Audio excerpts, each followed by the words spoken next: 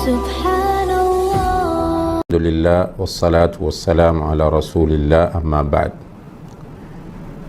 வங்கியில் வைப்பில் வைத்த பணத்திற்கு கிடைக்கக்கூடிய வட்டியை நாம் பயன்படுத்தலாமா என்கிற ஒரு கேள்வி கேட்கப்பட்டிருக்கிறது.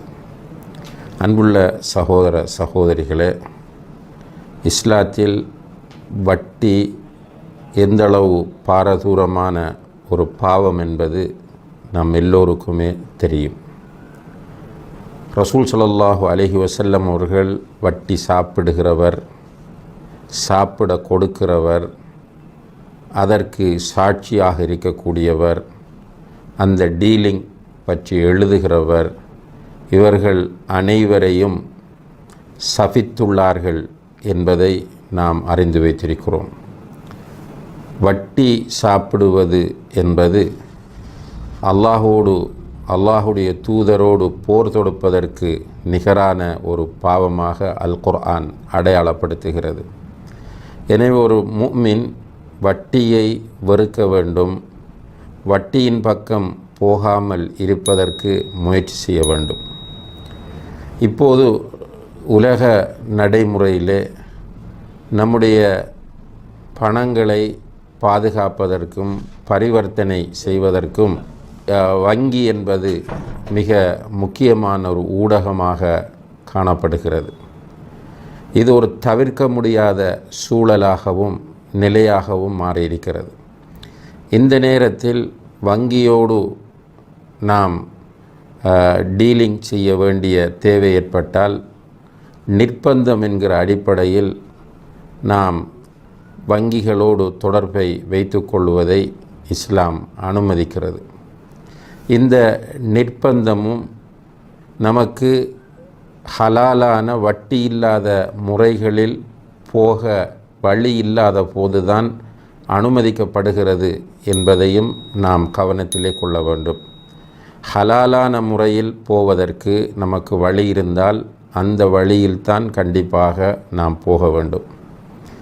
சில நேரங்களில் ஒப்பீட்டு ரீதியில் குறைவான நிலையில் உள்ள சந்தர்ப்பங்களாக இருந்தால், இப்போ ஒன்று நேரடியான கடுமையான வட்டியாக இருக்கிறது, இன்னும் ஒன்று அந்த அளவுக்கு இல்லாமல் இஸ்லாமிய கொடுக்கல் வாங்கல் முறைக்கு நெருக்கமானதாக இருக்கிறது என்றால், அந்த கடுமையான வட்டி வழிகளை விட்டுவிட்டு இந்த நோமலான வழிக்கு நாம் வர வேண்டும் என்பதும் இஸ்லாம் வலியுறுத்துகிற ஒரு விஷயமாகும்.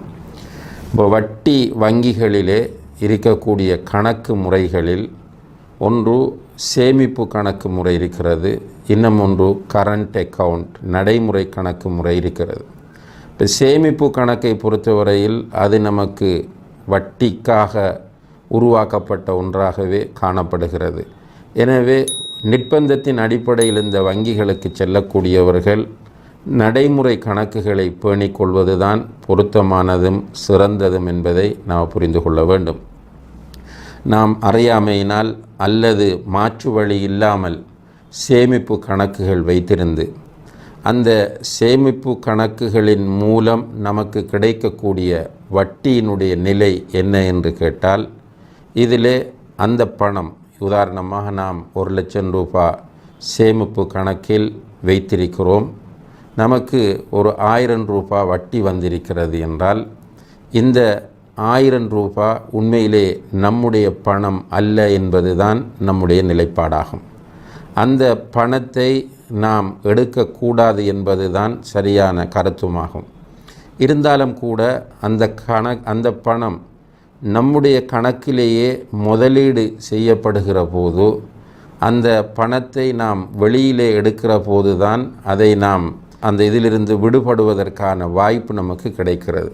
அப்போ அந்த பணத்தை, அந்த 1000 ரூபாவையும் வெளியிலே நாம் எடுக்கிற போது அதை நாம் பயன்படுத்தலாமா என்று கேட்டால், நிச்சயமாக நாம் அதை பயன்படுத்துவது கூடாது. அது நமக்கு ஹராமானது. ஏனென்றால் தெளிவாக அது வட்டி பணம் என்பது நமக்கு தெரியும். அப்படியாக இருந்தால் அந்த பணத்தை என்ன செய்து விடுவது என்று கேட்டால், அந்த பணத்தை எரிக்கலாமா என்று கேட்டால், பணத்தை எரிப்பதை இஸ்லாம் நமக்கு அனுமதிக்கவில்லை.